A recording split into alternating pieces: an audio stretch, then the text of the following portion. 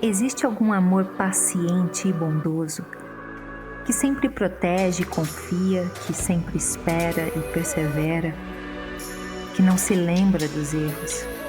Um amor que nunca falha e que não te deixa para baixo? Existe um amor que abraça você, que torna o seu mundo colorido. Ele é real e tangível.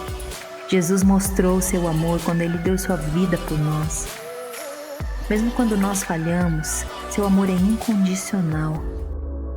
O amor verdadeiro é encontrado em Jesus. E nós amamos porque Ele nos amou primeiro.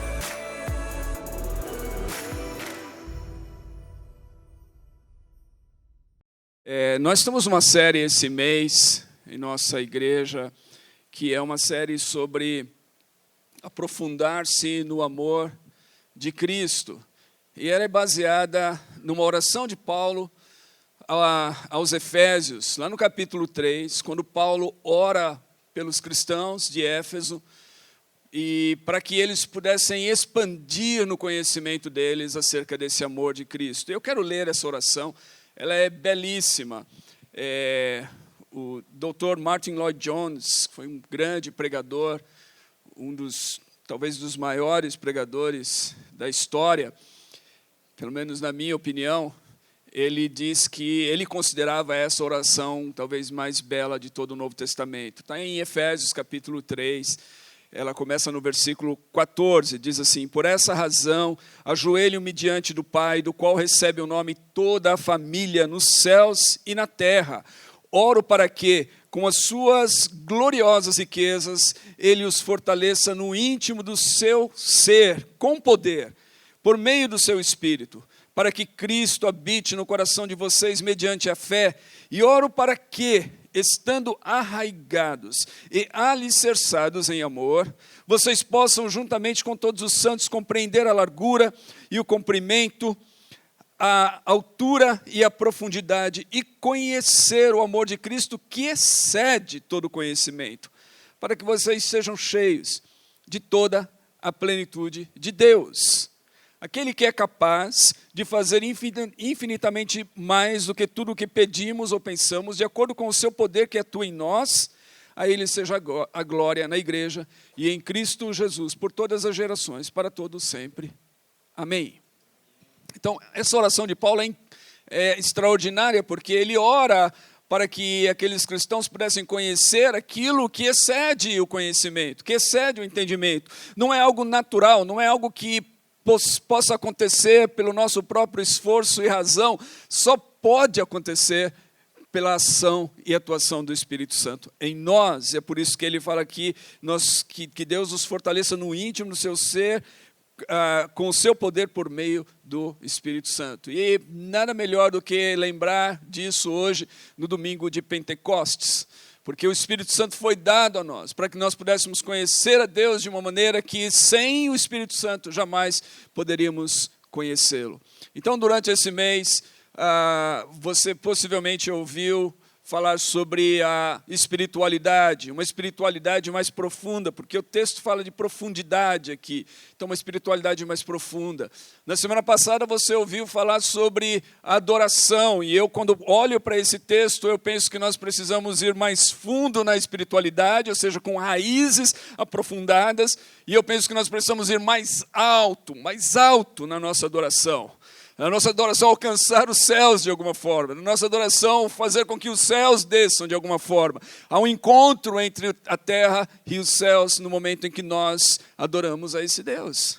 E hoje eu gostaria de falar de sermos mais largos. Aqui fala da largura, mais largos no amor que se traduz na maneira como nós acolhemos uns aos outros por meio de Cristo. Então é a questão do acolhimento. É interessante que nos Estados Unidos, uma pesquisa em um determinado período perguntou às pessoas qual que era a percepção que as pessoas na sociedade tinham acerca dos cristãos. E no meio disso, tinham percepções positivas e percepções evidentemente negativas. E dentre as percepções negativas, duas delas me chamaram a atenção. A primeira delas dizia o seguinte, que cristãos estão interessados somente em sua missão e não verdadeiramente nas pessoas.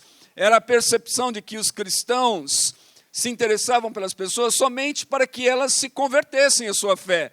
Mas no momento em que eles percebiam que as pessoas não estavam interessadas em se converter, eles deixavam o interesse. Então não havia um interesse pelas pessoas em si, mas na missão. Eu tenho que cumprir com a missão, eu tenho que cumprir com uma tarefa, eu me aproximo de alguém para cumprir com essa tarefa, percebo que não vai dar nada disso daí, então me distancio daquela pessoa, esqueço, vou atrás de outra, uma percepção negativa acerca dos cristãos. A outra era o seguinte, cristãos são egocêntricos e críticos. A percepção é de que os cristãos estão sempre prontos a falar para as pessoas acerca daquilo que eles creem e a julgar e criticar as pessoas por não crerem naquilo que eles creem, mas que não estão prontos a ouvir as pessoas. Não estão prontos a perguntar às pessoas, fazer perguntas honestas e sinceras e ouvir com atenção aquilo que as pessoas creem. Novamente, uma percepção ruim, uma percepção negativa. Quando a gente pensa nisso, a gente entende o porquê muitas vezes as pessoas acham que os cristãos são estreitos demais.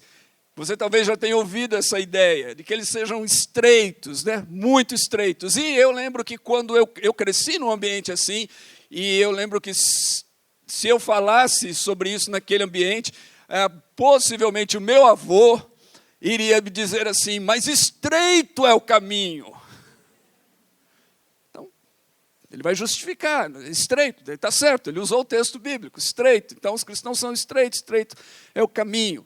E a gente às vezes pensa dessa maneira. Eu quero desafiar a sua compreensão nessa manhã acerca dessa estreiteza. E eu gostaria de que você saísse daqui pensando não em algo estreito, mas em algo largo. Algo bem largo. Algo mais largo do que você e eu conseguimos imaginar. Porque se nós mantivermos essas ideias e se nós continuarmos insistindo muitas vezes e transmitindo essa percepção de que nós estamos focados somente em nossa missão e de que nós estamos focados somente em dizer aquilo que nós cremos e não estivermos dispostos a realmente nos relacionar com as pessoas baseado num amor sincero e genuíno e nos interessar pela vida delas, de fato, por aquilo que elas sentem e caminhar com elas, possivelmente nós seremos de fato vistos como estreitos. E a nossa missão vai ser muito pequena, muito restrita e muito limitada. Diferente, no entanto, daquela que foi a missão de Jesus, conforme nós encontramos nas Escrituras. Jesus é alguém que acolheu as pessoas. Jesus é alguém que expandiu o horizonte missionário através da sua vida e nos convida a fazer o mesmo. Então, nesse texto, na oração, a gente encontra essas dimensões do amor e uma delas é justamente a largura. Qual é a largura do amor de Cristo? John Stott diz o seguinte, comentando o texto todo, versículo 18, ele fala, o amor de Cristo é largo o suficiente para abranger toda a humanidade. Largo o suficiente para abranger toda a humanidade, longo o suficiente para durar pela eternidade, profundo o suficiente para alcançar o pecador mais degradado e alto o suficiente para exaltá-lo ao céu. E ele menciona que os comentaristas antigos foram mais longe. Eles viram essas dimensões ilustradas na cruz, pois o seu poste vertical descia até a terra e apontava para o céu, essa conexão da terra e do céu, enquanto que a sua trave transportava os braços de Jesus, estendidos como para convidar e acolher o mundo inteiro. Os braços de Jesus abraçam todo o mundo, são capazes, suficientes de abraçar e acolher o mundo inteiro. Então aqui a gente encontra essa largura do amor de Cristo. A largura do amor de Cristo. Quão largo ele é? Eu quero dizer que ele é muito mais largo do que a nossa visão estreita acerca do amor de Cristo. E quero desafiar novamente que a nossa visão estreita vem de uma compreensão equivocada de textos como esse que fala da porta estreita, em Lucas capítulo 13, ou de um outro texto também no Evangelho de Lucas. E a minha reflexão muito nessa semana sobre isso esteve no texto de Lucas, tanto no Evangelho como em Atos, mas outro texto em Lucas onde fala sobre o fundo de uma agulha. Lembra disso? É mais fácil o camelo passar pelo fundo de uma agulha do que o rico entrar no céu. Nesses dois momentos, Jesus está falando e respondendo a perguntas dos discípulos acerca de quem pode ser salvo. Quem é que pode ser salvo? E Jesus, nesses dois momentos, então, usa essas imagens, uma de um caminho estreito e outra de um fundo de uma agulha, para dizer o seguinte, que só pode ser salvo aquele que é tocado por Deus, porque ele diz assim, que aquilo que é impossível aos homens é possível para Deus. Que a salvação, na verdade, é impossível por nós mesmos. Mas há um Deus que tornou a salvação possível por meio de Cristo. E por meio de Cristo, Ele tornou a salvação possível para o mundo inteiro. Os braços de Jesus são extensos o suficiente para alcançar o mundo inteiro. E a gente encontra isso nas Escrituras de várias maneiras, e eu quero mencionar algumas delas. Mas olhando para Jesus é interessante, porque Jesus, para ficar somente no Evangelho de Lucas, a gente vê que Jesus é alguém que acolhe as pessoas. Uma diversidade de pessoas. Por exemplo, Jesus, e nós gostamos disso, Jesus, ele acolhe os publicanos, porque os publicanos, eles eram os pecadores. Todo mundo aqui, eu acredito, que gosta dessa ideia. Jesus acolhe os publicanos, os pecadores, porque nós, no fundo, sabemos que nós também temos um pouquinho de publicano em nós, um pouquinho de pecador, ou muito, talvez, em nós, depende da nossa própria percepção. Então, se Jesus acolhe os pecadores, há esperança para a gente, como a gente. E nós gostamos dessa ideia. E está escrito, Jesus muitas vezes foi criticado porque ele sentava para comer com os pecadores, com os publicanos, e ele foi criticado por isso. Lá em Lucas 15, inclusive, ele propõe 3 parábolas para responder a uma única pergunta: quem é importante para Deus? Baseado nas críticas que ele recebia por comer com os pecadores.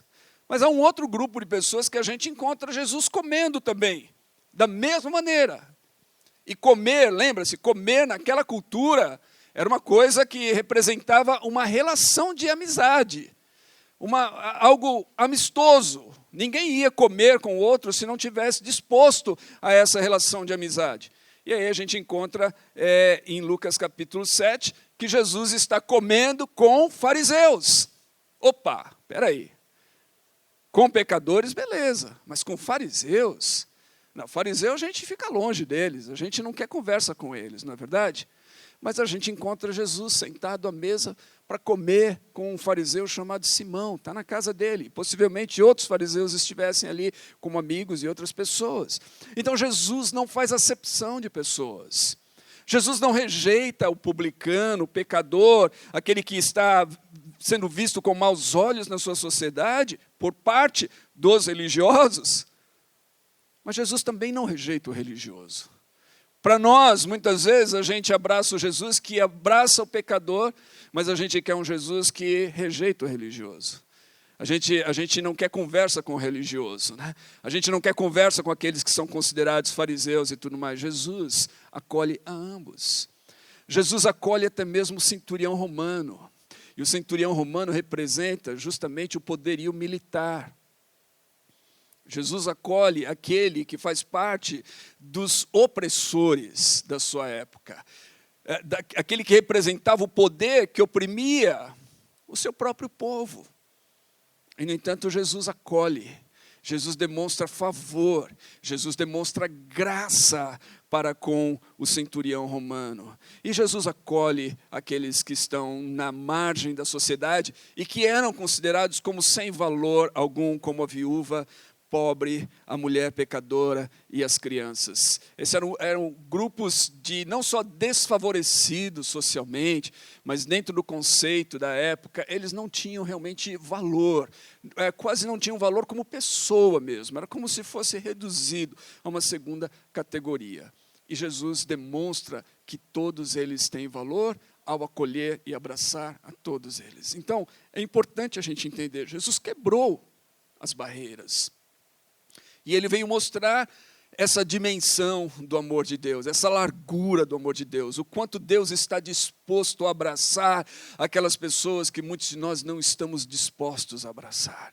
E ele veio fazer com que nós, firmados nele, convertidos por ele, cheios do seu Espírito, possamos vencer as nossas próprias barreiras e quebrá-las, a ponto de abraçar a todas as pessoas em nome dele. Se nós compreendermos a largura do amor de Cristo, nós seremos capazes de amar qualquer pessoa, até as pessoas mais difíceis, porque são justamente as mais difíceis que precisam do nosso amor. É fácil amar as pessoas fáceis, é fácil amar aquelas que gostam de nós, mas Jesus nos desafiou a ir além e amar as pessoas mais difíceis, e quando nós compreendemos a largura do seu amor, nós temos condições de fazer isso. Então o amor de Cristo, ele é suficiente para salvar a nós, mas para salvar a todas as pessoas. Nessa epístola, Paulo fala no capítulo 1, que é um hino tremendo de adoração a Deus. Quando eu estava refletindo nessas dimensões e nessa série, eu estava refletindo justamente no começo, a adoração que alcança os céus, ela começa lá no versículo 3 do capítulo 1. Bendito seja o Deus e Pai do nosso Senhor Jesus Cristo. E aí Paulo começa a exaltar esse Deus de uma maneira extraordinária, pela sua grandeza. E é somente quando a gente tem uma ideia da grandeza de Deus que a gente consegue se prostrar diante dele realmente em adoração que alcança os céus. E aí no capítulo 1 ele fala assim, que nele nós temos a redenção por meio do seu sangue, o perdão das transgressões de acordo com as riquezas da sua graça, a qual ele derramou sobre nós com toda a sabedoria e com todo entendimento. Então no capítulo 1 ele fala que a redenção que nós temos é por meio das riquezas da sua graça. No capítulo 2 tem o versículo muito conhecido, versículo 8, onde ele diz, pela graça sois salvos. Isso não vem de vós, é dom de Deus. E ele continua dizendo, não é por obras, não é por mérito humano, ninguém deve se gloriar nisso. É dádiva de Deus, é presente de Deus. E aí, no capítulo 3, ele começa a falar ele vai orar pelos cristãos de Éfeso, mas ele começa a se lembrar do seu próprio chamado, do seu próprio ministério. Ele diz assim, certamente vocês ouviram falar da administração da graça de Deus que me foi dada em favor de vocês. Então a graça de Deus, essa rica graça, essa maravilhosa graça que alcançou Paulo, ela chama Paulo e ela convoca Paulo para pregar a outros. Ele é apóstolo para os gentios. Aqui é uma igreja em Éfeso, é uma igreja que, se você ler no texto de Atos, você vai ver que ela estava num lugar, numa cidade, onde havia um dos maiores templos de idolatria daquela época. Quando Paulo prega lá e as pessoas se convertem, tem uma revolução na cidade. Mais ou menos, se você eleger qualquer cidade grande aqui no Brasil ou em qualquer lugar do mundo, onde haja um grande templo, um grande mercado religioso e tudo mais, e de repente as pessoas se convertam nessa cidade e elas deixam então de produzir tudo aquilo que é material referente àquele culto. Bom, seria uma revolução na nossa sociedade hoje. Protestos de tudo quanto é lado, pessoas seriam acusadas. Aconteceu nos dias de Paulo na cidade de Éfeso. E ele é, então, pela graça de Deus, um apóstolo que vai pregar para essas pessoas. Então Paulo diz assim, que o amor que nos alcança é um amor gracioso de Deus. E quando nós entendemos a graça de Deus, de fato, nós não podemos negá-la a qualquer pessoa. Se Deus me alcançou, como posso dizer que Deus não irá e não pode alcançar a outro? Não foi por meu mérito. Havia um grande problema nos dias de Paulo e no primeiro século, e no judaísmo do primeiro século, na compreensão, na verdade, das pessoas acerca de Deus e do amor de Deus é que ele era somente para aquele povo escolhido, descendentes de Abraão. Eles iriam experimentar a salvação, eles iriam experimentar o poder de Deus, eles iriam experimentar o reino vindouro de Deus, mas os demais estavam excluídos desse. Só havia uma chance para os demais povos tornarem parte disso. Eles tinham que se converter a essa religião judaica, inclusive os homens tinham que ser circuncidados, um tema muito debatido por Paulo e nas epístolas e em Atos no Novo Testamento. Eles tinham essa visão estreita, mas Jesus vem e Jesus destrói isso. E Jesus mostra que o evangelho é para estes, mas para aqueles também. E Jesus, quando fala sobre a porta estreita, lá em Lucas 13, ele termina falando assim: muitos virão distante, e eles vão entrar no reino de Deus antes de vocês, que estão me ouvindo. Porque o evangelho é para vocês, mas é para eles também, é para todo mundo. E Paulo é esse apóstolo. Então quando nós entendemos isso muda a nossa, deve mudar pelo menos a nossa relação com as pessoas. A nossa relação de amor deve ser um amor mais gracioso para com todas as pessoas. Richard Dawkins diz o seguinte: largura ilustra seu amor receptivo. Talvez alguns de nós sejamos tentados a sentir que estamos fora do alcance do seu amor, que nossa origem é muito imoral, ou muito pobre, ou muito privilegiada, ou muito idólatra, ou muito disfuncional. Para sermos genuinamente amados por Jesus, precisamos da ajuda de Deus para compreender quão amplo é o amor de Cristo. Se você confia em Cristo, não há nada que você tenha feito ou que possa fazer que possa colocá-lo fora do abraço dele. O amor dele é amplo e receptivo. Nós somos acolhidos por ele, isso é graça. Esse é o amor receptivo que ele transmite a nós e que ele nos convida então a viver nesse amor e de modo semelhante acolher as outras pessoas e transmitir isso a outros. O amor de Cristo, ele quebrou barreiras. Paulo, no capítulo 2, depois de falar da salvação por meio da graça, mediante a fé, ele fala que Cristo despedaçou as barreiras da inimizade. Versículos 14 a 18, ele fala: pois ele, Jesus, é a nossa paz, o qual de ambos, judeus e gentios, fez e destruiu a barreira, o muro da inimizade, anulando no seu corpo as leis dos mandamentos expressas em ordenanças. O objetivo dele era criar em si mesmo, dos dois, judeus e gentios, um novo homem, e assim estabelecer a paz e reconciliar com Deus os dois em um só corpo, por meio da cruz, pela qual ele destruiu a inimizade. Ele veio e anunciou a paz a vocês que estavam longe, aos gentios, e a paz aos que estavam perto, os judeus. Pois por meio dele, ambos temos acesso ao Pai por um mesmo Espírito. Então Jesus despedaçou essa barreira. Ele destruiu o muro.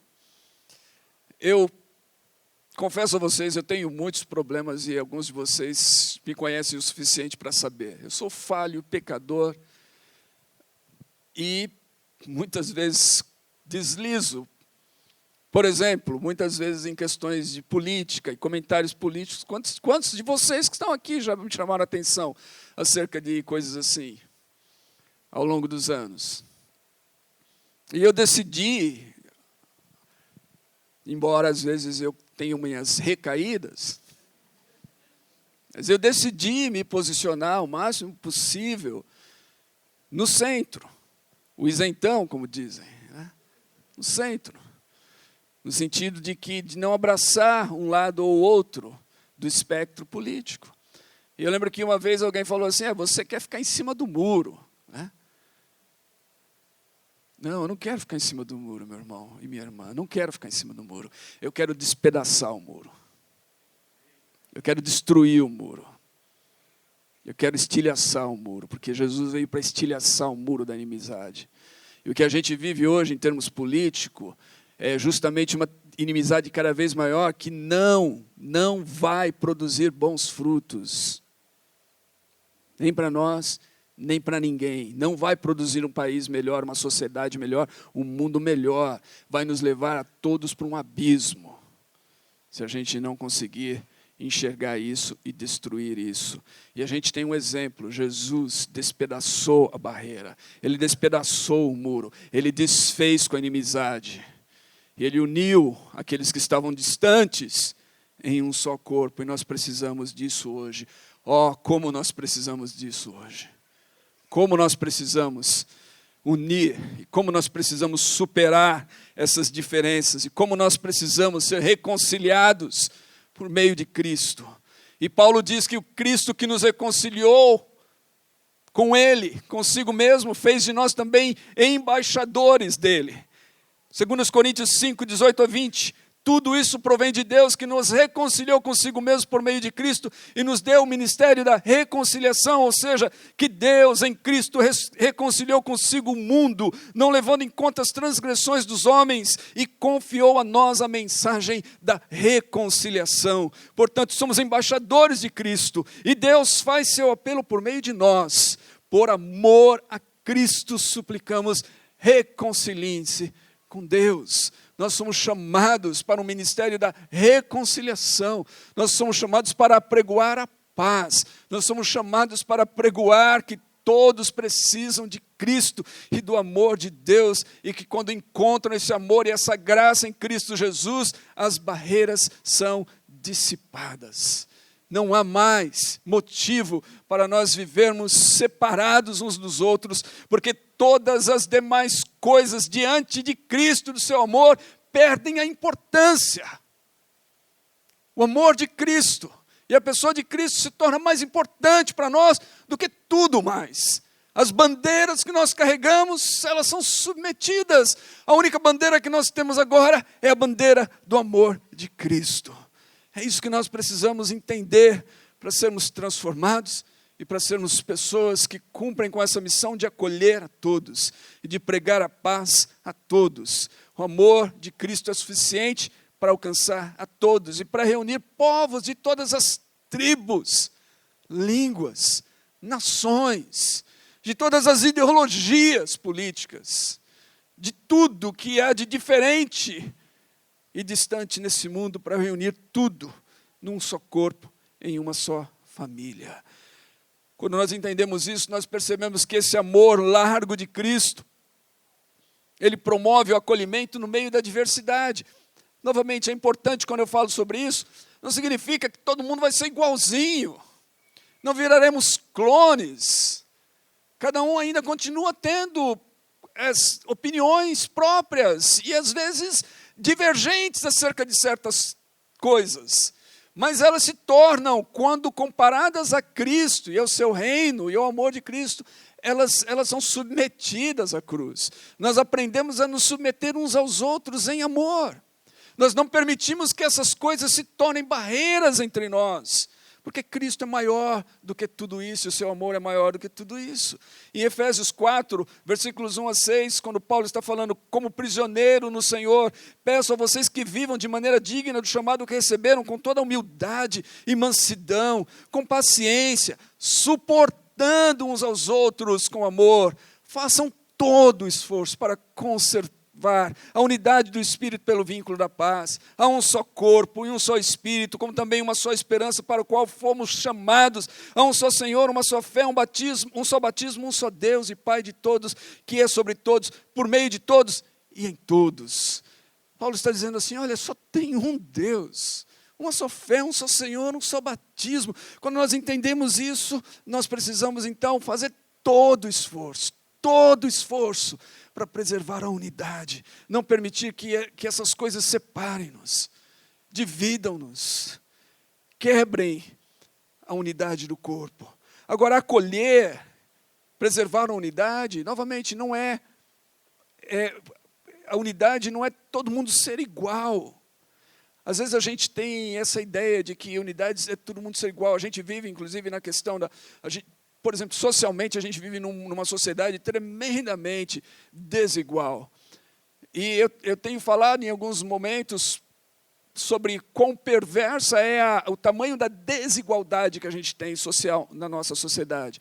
Mas quando eu falo isso, e eu corro o risco de ser rotulado logo para um espectro político, no momento em que eu falo sobre isso, eu não quero dizer que todo mundo vai ser igual. Não nessa era, não nesse aion.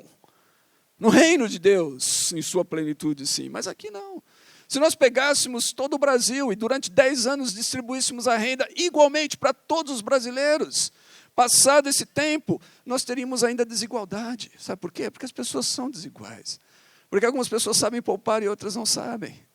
Porque algumas pessoas, elas vivem de maneira desigual. Então a gente não vai acabar com isso. Quando a gente fala, então, às vezes a gente corre o risco de pensar que igualdade significa, né, todo mundo ser igualzinho em todas as coisas. Não, as pessoas serão diferentes, terão opiniões e gostos diferentes. Haverá ainda a identidade pessoal de cada um. Por exemplo, Gálatas 3, 26 a 28, Paulo diz assim: todos vocês são filhos de Deus por meio da fé em Cristo Jesus, pois os que em Cristo foram batizados vestiram-se de Cristo. Paulo diz: não há judeu, nem grego, nem escravo, nem livre, nem homem, nem mulher, pois todos são um em Cristo Jesus. O que Paulo está querendo dizer aqui? Que não tem mais judeu e nem grego? Que não tem mais homem e mulher? Que não tem mais escravo e livre? Naquela sociedade, não era isso que ele queria dizer. Havia ainda homem e mulher, havia ainda grego e judeu, havia ainda algumas pessoas que eram livres e algumas pessoas que eram escravas, ou muitas pessoas que eram escravas dentro daquela sociedade. O que Paulo quis dizer é que todas essas coisas perdem a importância em Cristo. É que essas pessoas que teriam a tendência de se dividirem, se separarem, se isolarem e ficarem guerreando umas com as outras, com a sua bandeira e com a sua missão política ou isso, aquilo, elas submetem tudo isso a Cristo. Elas ainda permanecem, têm ainda a sua identidade como judeu, ou gentil, ou homem, ou mulher, ou escravo, ou livre, mas essas coisas perdem importância. Tim Keller diz o seguinte: isso não quer dizer que não há mais distinção alguma dentro da igreja. Não significa, por exemplo, que os gregos não devem manter a sua cultura e consciência distintas, que precisam tornar-se idênticos aos judeus. Esse é um dos pontos principais da carta inteira. Não pode significar, portanto, que não deveria haver nenhuma distinção entre homem e mulher no que diz respeito ao modo de viver. O ensino de Paulo mostra que a sua afirmação não tinha a intenção de suprimir deveres e práticas distintos de diferentes culturas, classes ou gêneros. Não somos todos idênticos ou intercambiáveis, mas somos todos um. O Evangelho significa que sou cristão antes de mais nada. O Evangelho tem implicações sociais radicais. Significa que sou cristão antes de mais nada. Que todas as barreiras que separam os povos do mundo em facções rivais caem por terra em Cristo. É isso que nós precisamos entender. Quando nós entendemos isso, novamente, isso nos aproxima das pessoas. Isso faz com que o nosso abraço seja mais largo, que haja mais espaço em nosso coração para realmente abraçar e acolher, e a nos interessar genuinamente por pessoas que, no modo natural, nós não nos interessaríamos. Por buscar ser amistoso, e até mesmo desenvolver uma amizade com pessoas que naturalmente nós rejeitaríamos. Você entende? É isso que é a largura do amor de Cristo, é isso que Cristo faz em nós. Então, nós somos transformados. Uma outra coisa importante é que isso não significa que nós acolhemos os pecados das pessoas. Mais adiante, em Efésios 4, Paulo diz assim, versículos 17 a 19, assim, eu digo a vocês, e no Senhor eu insisto, que não vivam mais como os gentios. Para quem que Paulo estava escrevendo isso? Para gentios. E ele fala assim, vocês são gentios, alcançados por Cristo, por esse grande abraço de Cristo, não vivam mais como gentios. Como? Em que sentido? Na inutilidade dos seus pensamentos. Eles estão obscurecidos no entendimento, separados da vida de Deus pela ignorância em que estão, por causa do endurecimento do seu coração. Tendo perdido toda a sensibilidade, eles se entregaram à devassidão, cometendo com avidez toda espécie de impureza. Ou seja, eles embora gentios por nascimento, agora foram alcançados pela graça de Cristo, não devem mais viver daquela maneira como viviam antes, quando estavam na ignorância, quando não tinham Cristo. Significa que o acolhimento das pessoas não é acolher os pecados das pessoas, não é fazer de conta que aquilo que a pessoa faz, que é contrário a Deus, não é mais contrário a Deus. O pecado continuará sendo pecado, seja na outra pessoa, seja na minha vida. E só há uma solução para o pecado, é a cruz de Cristo. É o perdão em Cristo. Então, acolher as pessoas, todas elas, não significa dizer, não tem mais pecado, está tudo certo, está tudo liberado. Isso não é acolher. Isso é todo mundo ir para o buraco. Você entendeu? Mas Cristo veio para nos salvar dessa situação e para transformar a nossa vida. Nós amamos as pessoas, nós reconhecemos que há problemas que elas têm que superar por meio de Cristo, assim como nós também temos problemas para superar. Então esse é o grande amor de Cristo, essa é a largura do amor de Cristo. Efésios 5, Paulo diz assim, sejam imitadores de Deus, como filhos amados, e vivam em amor, como Cristo também nos amou e se entregou por nós como oferta de sacrifício agradável e sacrifício de aroma agradável a Deus. O acolhimento deve ser uma marca nossa, como cristãos, acolher e receber todas as pessoas. Como é que nós podemos colocar isso em prática? Em primeiro lugar, sendo bondoso e compassivo em nossa generosidade. Eu quero dizer para vocês que eu estou maravilhado, assim, espantado e ao mesmo tempo tão agradecido de ver esse momento na história do Brasil, com tudo que está acontecendo lá no Rio Grande do Sul, a generosidade do povo brasileiro. Somente lá na IBMA, em Alphaville, com os parceiros, nós mandamos essa semana 3 carretas, cada carreta com 15 toneladas ou 18 toneladas, sei lá eu, enormes, mais 8 caminhões de tudo que você pode imaginar, leite, água, comida, ração para animais, roupas e tantas outras coisas. E ainda tenho muita coisa essa semana para ser entregue. Na quinta-feira eu com mais algumas pessoas descarregamos uma carreta de 15 toneladas de coisas que chegaram, que estão sendo organizadas e vão ser enviadas. Isso é só nossa igreja pequenininha, que é uma gota no oceano. E isso está falando só da igreja, e é toda a sociedade que está se mobilizando para isso, é algo extraordinário. Então, a generosidade, se essa generosidade que está acontecendo agora deveria ser a marca nossa o tempo todo, para com as pessoas, para com o ser humano criado à semelhança de Deus, no nosso mundo, precisamos ser cada vez mais generosos. Você percebe como na generosidade as diferenças se rompem, o amor encurta as distâncias, o amor quebra as barreiras. Então, vamos ser bondosos e compassivos na nossa generosidade, vamos tratar as pessoas sem parcialidade, ou seja, vamos receber todas as pessoas, sem fazer acepção. Não vamos tratar umas pessoas melhor, ou porque elas têm traços que são mais apelativos para nós, porque elas gostam de coisas que nós gostamos, ou então reprimir outras pessoas. Eu e a minha esposa estamos morando, a gente morou a nossa vida inteira num lugar onde a Mara falou assim, quando eu falava que eu morava naquele lugar, o pessoal falava, você mora no meio dos bandidos. E a gente era discriminado então, por onde a gente morava. Agora a gente mudou para um outro lugar, e se a gente fala que a gente mora naquele lugar, você mora no meio dos ricos. E a gente é discriminado então, por outras pessoas. A gente fala, nossa sina é ser discriminado por onde a gente mora. Mas gente, é isso, às vezes acontece, a gente trata as pessoas de maneira que a gente não deveria tratar. Sabe, vamos tratar as pessoas como pessoas, como seres humanos, como gente como a gente. Perdoe assim como você foi perdoado e abra os braços para servir a todos e amar a todos em nome de Jesus. Eu quero concluir com uma palavra do George Mario Bergoglio, o Papa Francisco. Mas ele escreveu e disse isso antes de ser Papa. Nos seus primeiros livros, cujo título é A Igreja da Misericórdia.